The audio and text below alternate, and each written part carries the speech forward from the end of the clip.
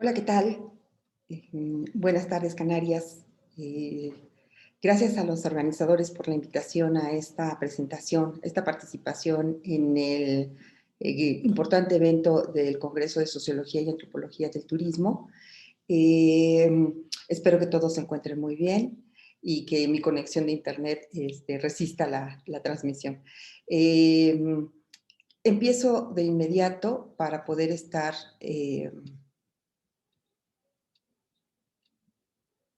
aprovechando el tiempo que tengo.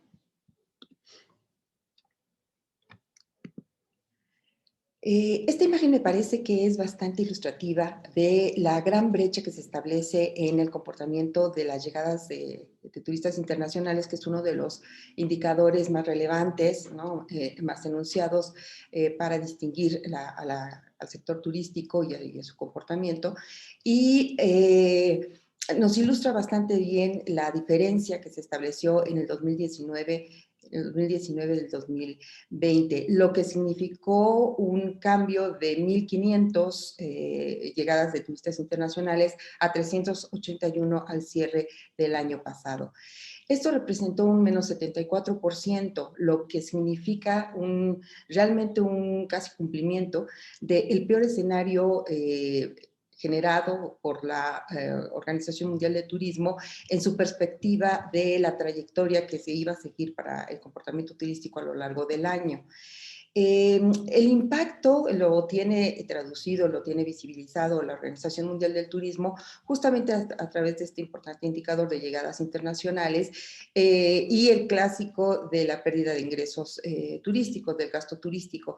Pero quisiera destacar que está incorporándose este elemento, este dato que me parece sumamente significativo en la crisis que se está viviendo en el sector turístico.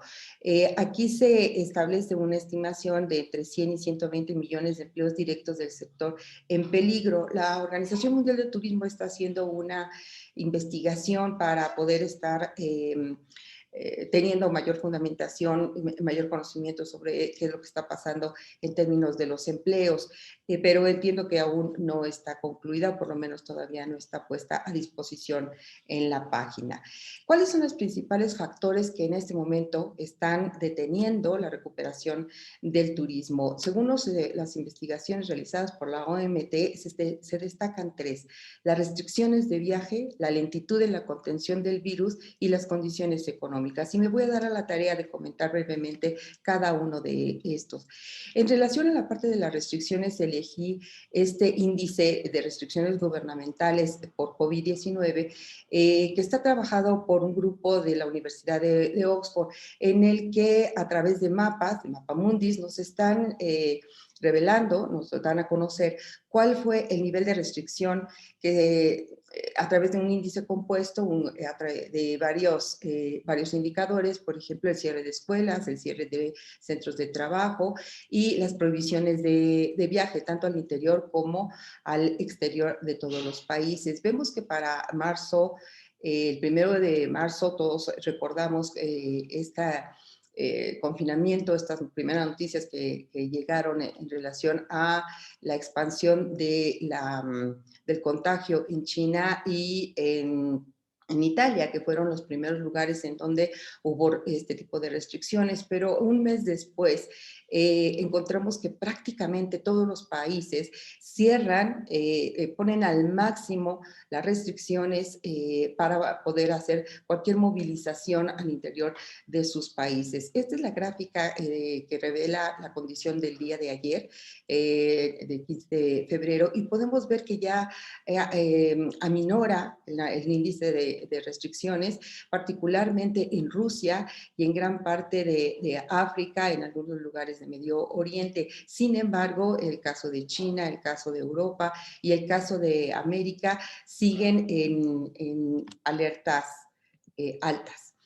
En relación a la lentitud de la contención del virus, todos conocemos esta información, estas estadísticas del número de contagios y en dónde están siendo los países en donde en mayor medida se están registrando. Este es el dato acumulado y este es el de los casos activos, y podemos ver perfectamente que la concentración sigue en Europa occidental y en el caso de América, principalmente en América del Norte.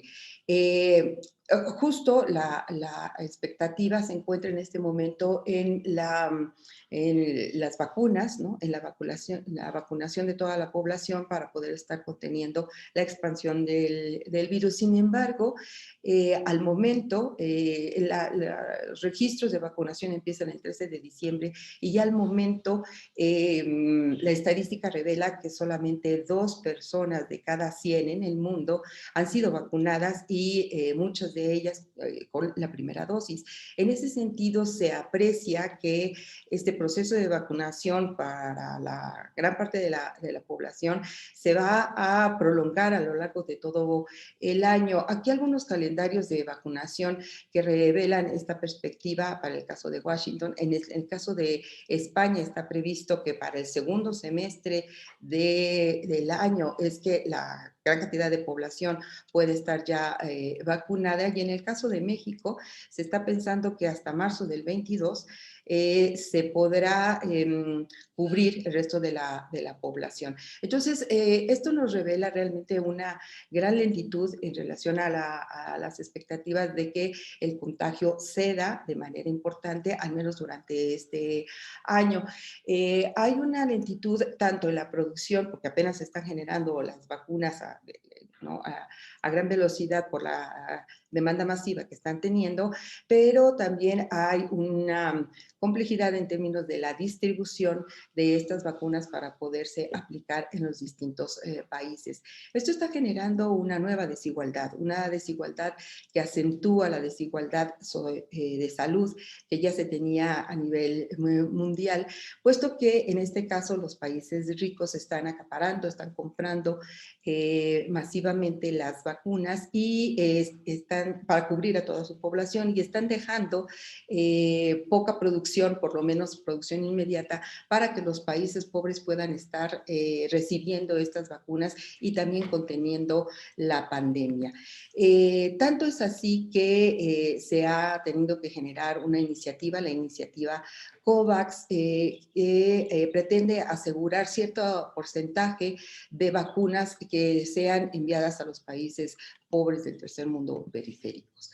El caso de las condiciones económicas también es una consecuencia, como todos ustedes saben, de la pandemia, de la expansión de la pandemia. El shock que vivimos en los meses de abril, mayo, de la parálisis económica y la contención que se ha vivido a lo largo de todo el año, evidentemente ha tenido sus repercusiones. En la apreciación de las perspectivas económicas globales realizadas por el Banco Mundial, se proyectaba un decrecimiento de menos 4.3 a nivel global.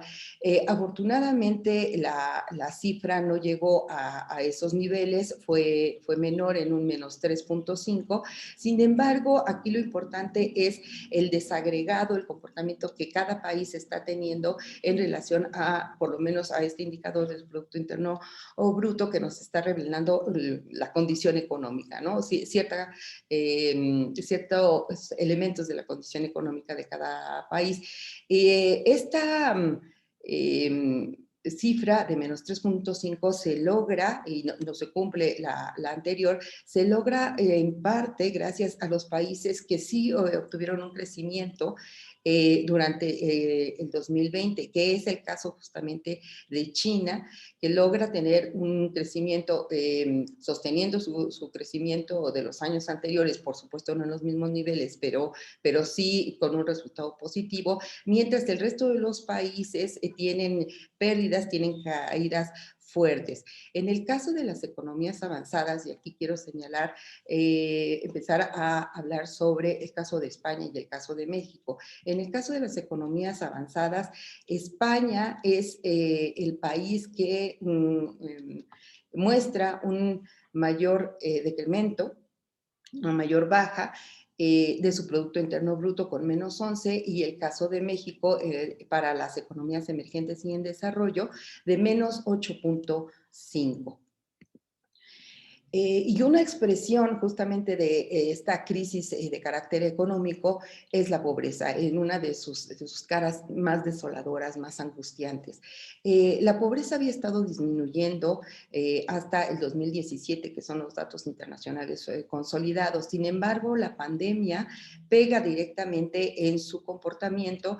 Vemos aquí la gráfica, la trayectoria que hubiera seguido sin la pandemia y los escenarios estimados que todavía que se configuraron para poder apreciar el impacto de la pandemia. Se calcula que el COVID-19 sumará de 71 a 100 millones de personas en la pobreza extrema y de una vez particularizo aquí el caso de España y de México. En el caso de España, hay una estimación por parte de una organización internacional de un cálculo de 800,000 nuevos pobres que se están sumando a los 10.9 millones de personas que se encuentran en pobreza, en donde los más afectados están siendo los jóvenes y las mujeres, y en su expresión territorial destaca Baleares con un 19.6% de su población en pobreza, que es uno de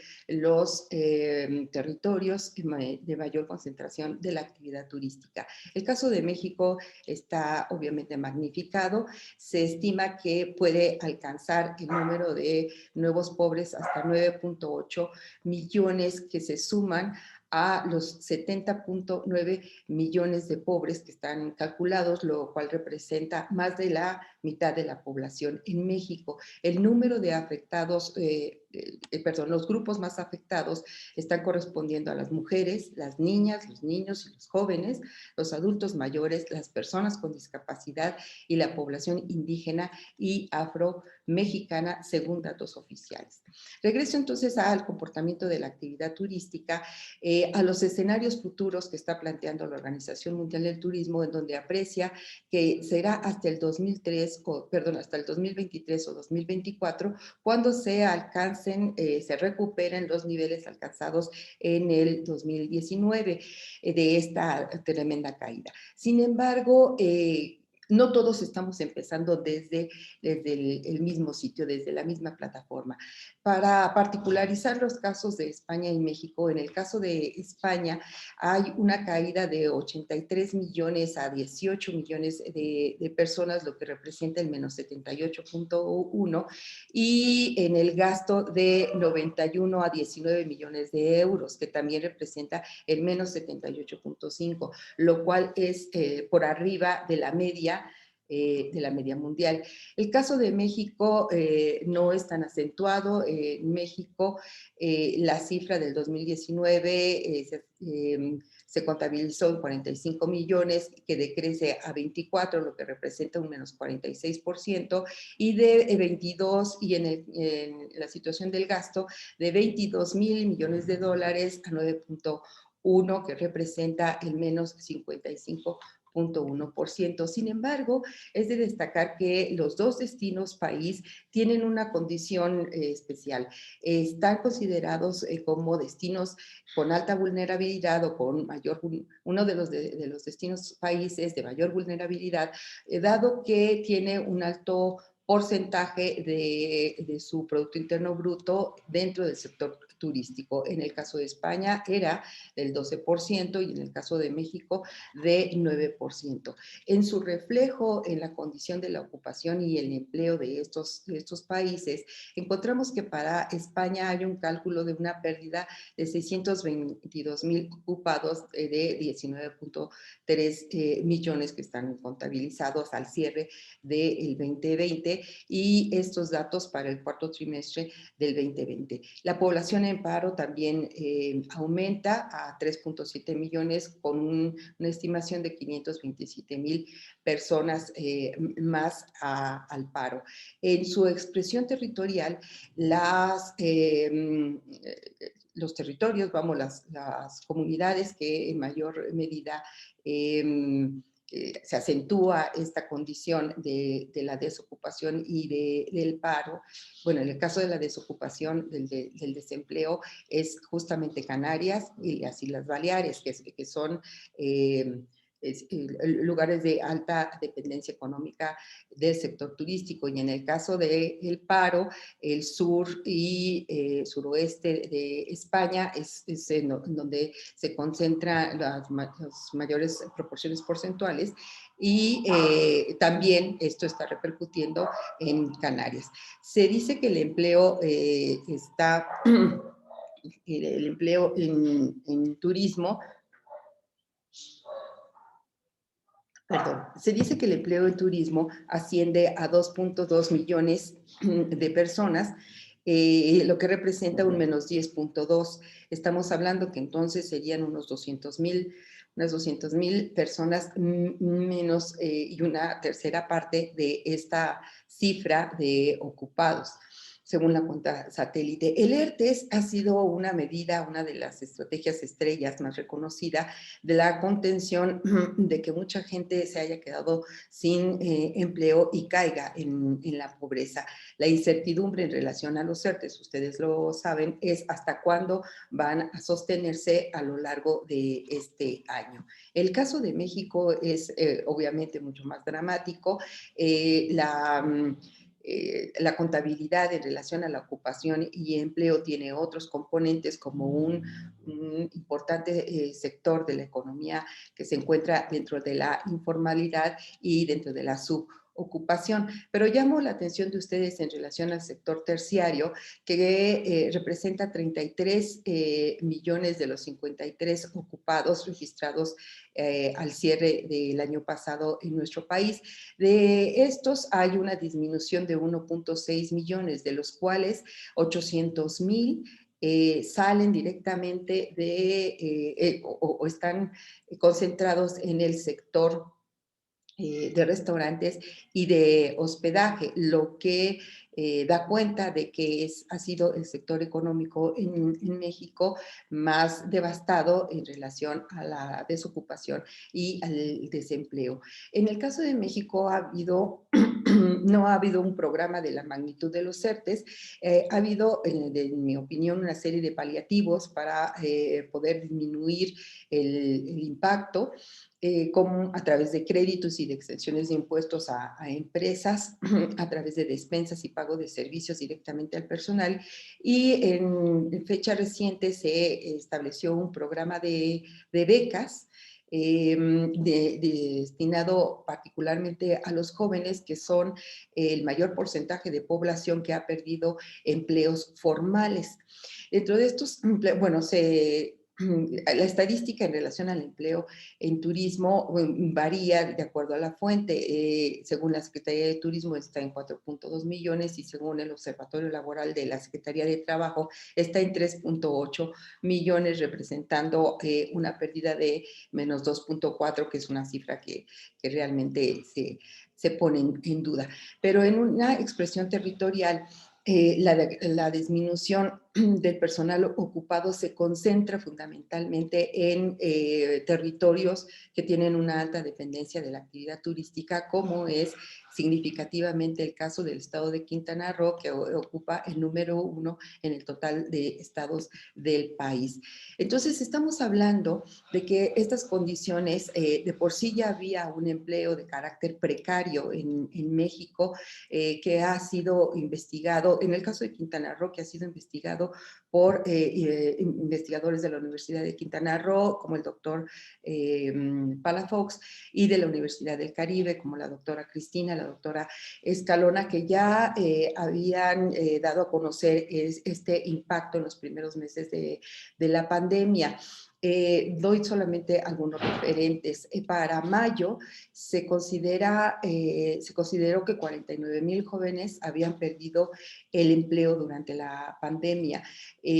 ¿Por qué los jóvenes? Porque es un grupo de fácil despido, ya que la mayoría está por subcontratación, por outsourcing o en contratos temporales, además de que no tienen una serie de prestaciones generados por antigüedad. Se calcula que 5 de cada 10 jóvenes perdieron su empleo, pero ha habido una importante recontratación a partir del comportamiento de la actividad turística y del incremento de la demanda internacional en destinos, en algunos destinos turísticos, particularmente en Cancún y toda la zona turística del Caribe.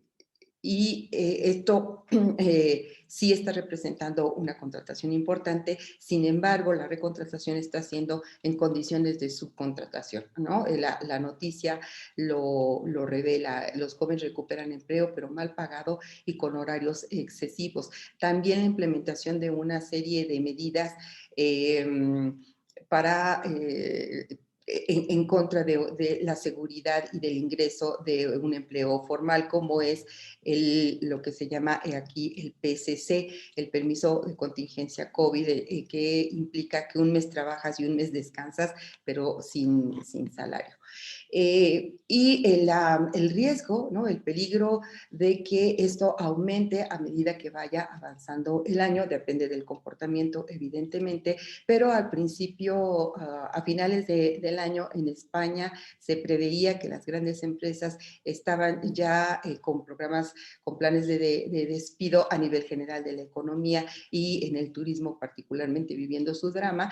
Y en el caso de México, a principios del presente año, en enero, en virtud de las nuevas restricciones establecidas por Estados Unidos y Canadá en relación a los viajes hacia el exterior. Entonces, lo que estamos viendo es un nuevo segmento de pobreza, de población en pobreza, un nuevo segmento que en gran medida está cayendo sobre el desempleo, ¿no? Sobre los desocupados que están saliendo del sector turístico, y este es aquí donde nosotros tenemos que poner la atención de la investigación del objeto de estudio que nos compete. En el caso de España, la noticia habla de los nuevos pobres, la otra pandemia del COVID-19, y la noticia nos refiere dos casos en concreto, Antonio y Cristina, que es la foto que aquí ustedes pueden apreciar, que es un caso de Barcelona, una familia con 3 hijos que pierden el bar de tapas que habían establecido, por lo tanto sus ingresos, no pueden pagar la rentabilidad y no pueden sostener la vivienda, y por lo tanto son desahuciados, y en este momento están viviendo de la comida que otorgan las casas asistenciales en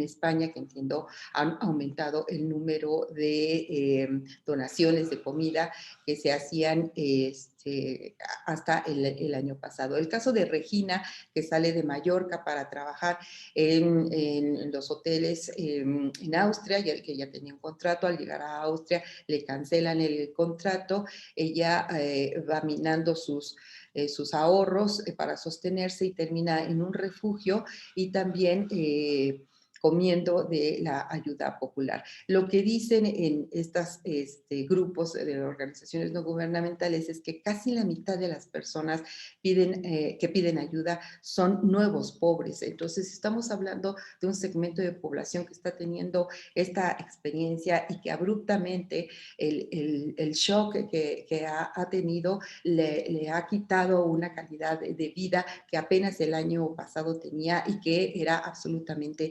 inesperada. En España se espera más de 1 millón de estas personas en esta condición de pobreza. Entonces, la vida cotidiana nos ha cambiado, nos cambió a todos con la pandemia, pero hay a quienes les ha destrozado completamente su estructura de vida, su forma de sostenerse. Y esto obviamente va a repercutir de distintas maneras y en una enorme frustración de carácter social. El caso de las condiciones del empleo ya habían sido estudiadas en años anteriores, ¿no? La precarización,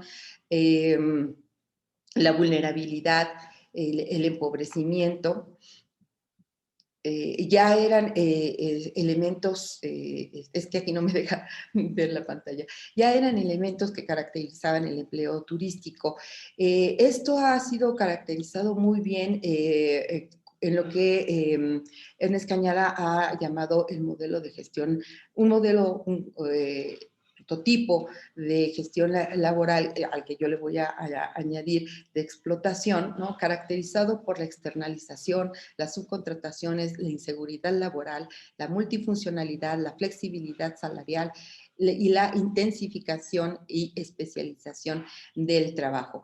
Todo esto desde una perspectiva crítica. Sin embargo, el impacto de la pandemia no solo se ha intensificado, no solo ha intensificado la condición de precariedad del empleo en turismo en los países latinoamericanos, sino que es un fenómeno que está apareciendo en una gran magnitud, bueno, por lo menos en niveles no esperados, en países desarrollados en mayor o menor proporción, entre ellos el caso que estamos citando de España.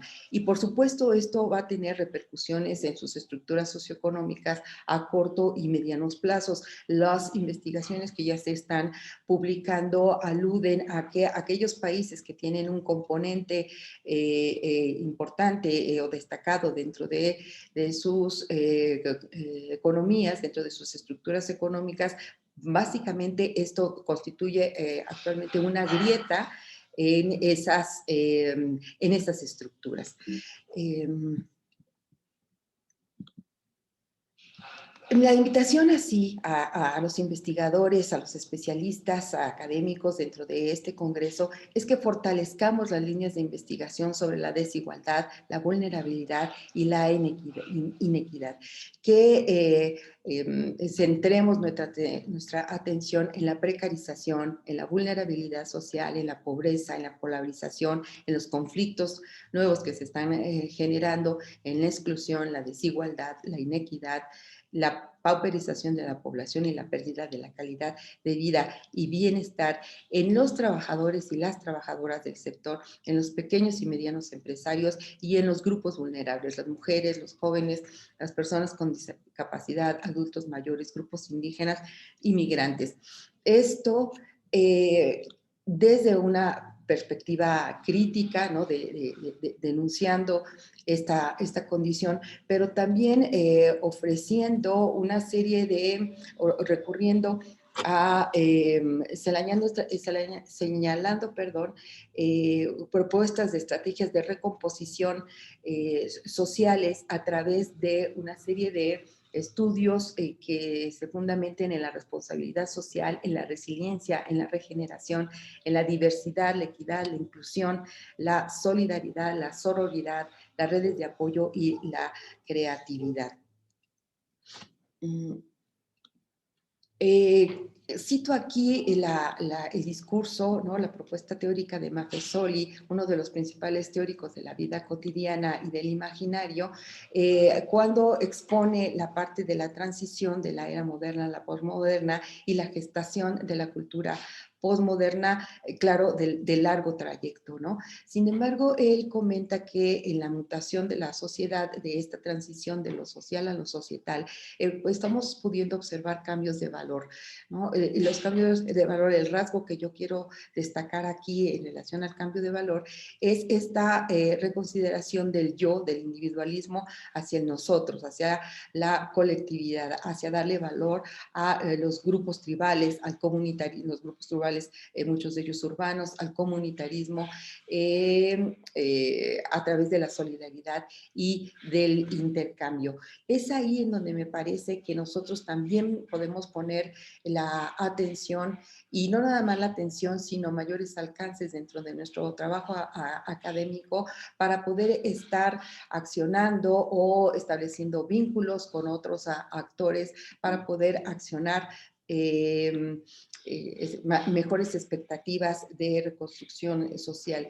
Pongo solamente dos ejemplos, el manifiesto del turismo Reset que yo conocí a través de la doctora Huete, Raquel Huete, y claro, toda la labor que desde hace muchos años está haciendo Alba Sud, comandada, dijéramos, por el doctor Ernest Cañada.